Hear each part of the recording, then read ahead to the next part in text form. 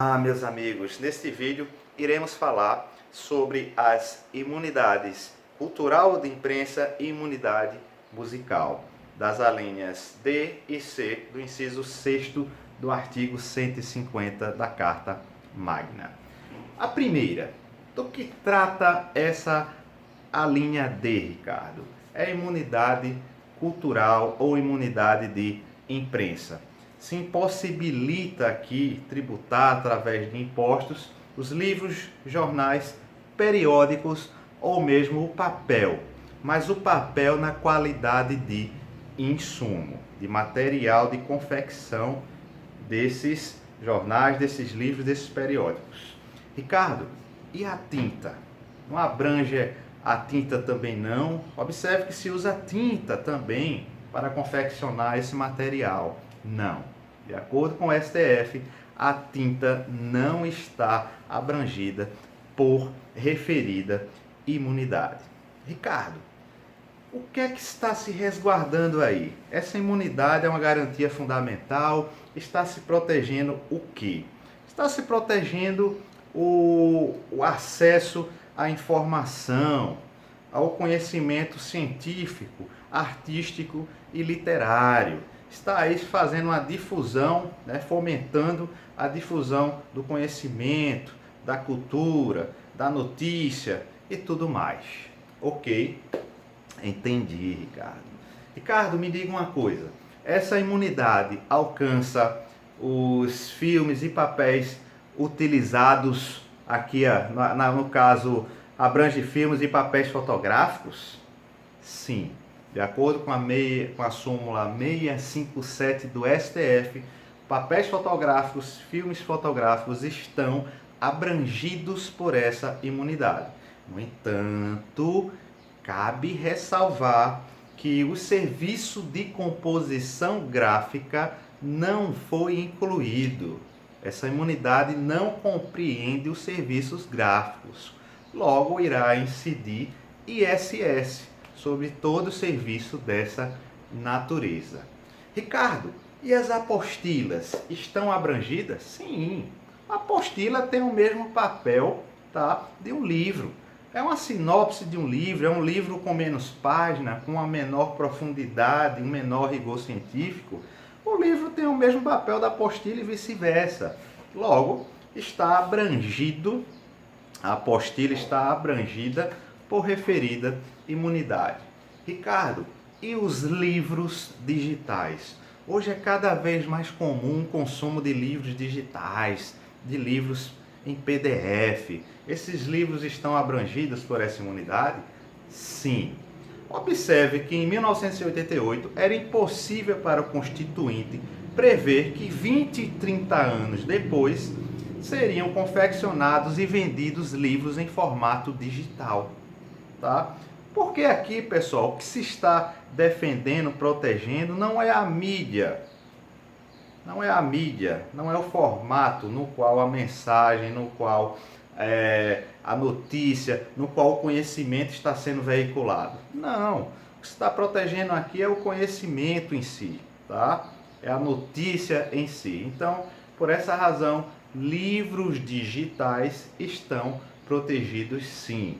Essa foi a posição firmada pelo STF. Ricardo, e anúncios e propagandas que estão ali estampadas no jornal, estão abrangidas por referida imunidade? Sim. Por quê? Através desse anúncio, através dessa propaganda, esses jornais, eles podem ter viabilidade econômica. Eles conseguem manter a sua linha editorial autônoma, conseguem trabalhar sem um passivo elevado. Então, isso é muito bom neste sentido. Por essa razão, o STF acredita que é necessário que haja essa imunidade sobre anúncios e propagandas, sobre a publicidade feita nesses veículos de informação. Ricardo, me diga uma coisa, e o encarte? Imagine que um grande jornal de grande circulação estadual e até nacional coloque no fim de semana um folder, um catálogo em relevo 3D bastante moderno de uma determinada marca de veículo.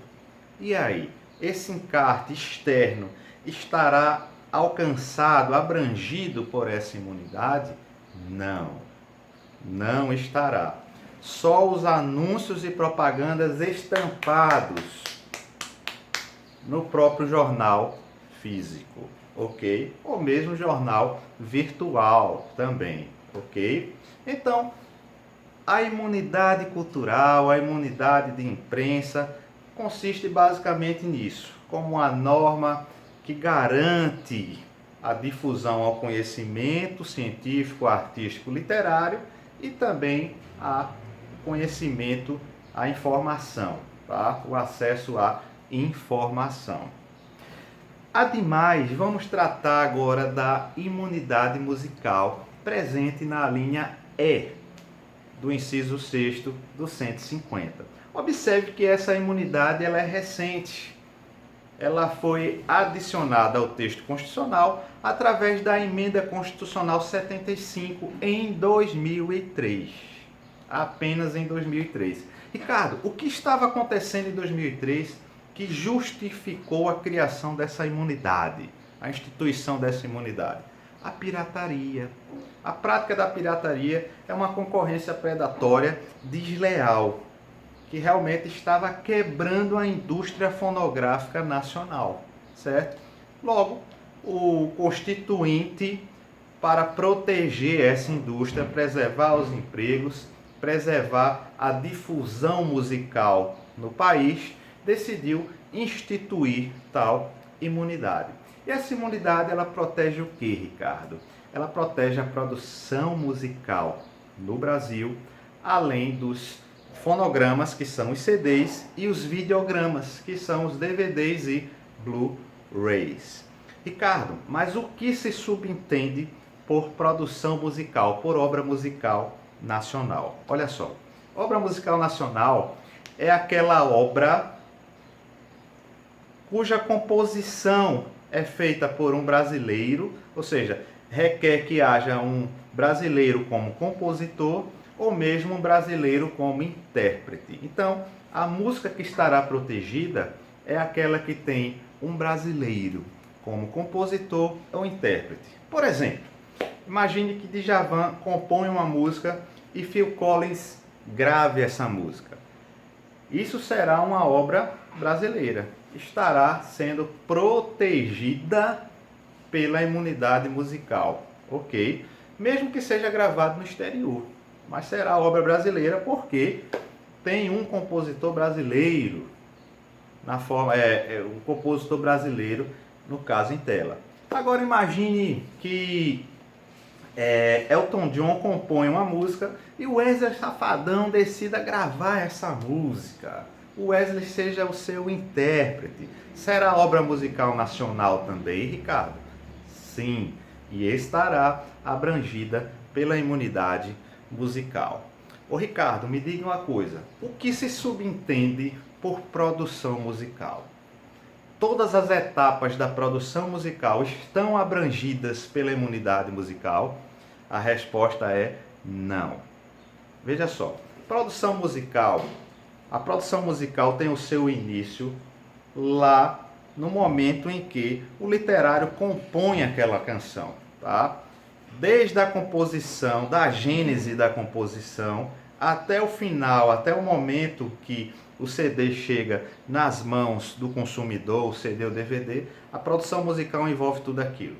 Mas vamos ver. Então, começa ali. O compositor cria a música. A música é levada até um estúdio de gravação. Lá é feito todos os arranjos e a referida produção musical.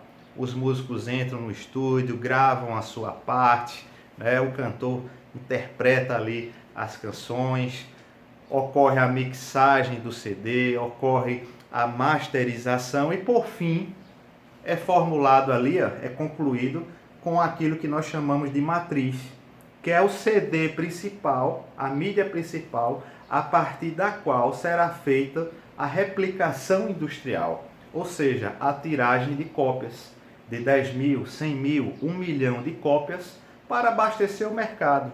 para que essas cópias circulem como mercadoria em todo o território nacional. Então, a produção musical envolve todas essas etapas. Todas essas etapas estão abrangidas, Ricardo? Não.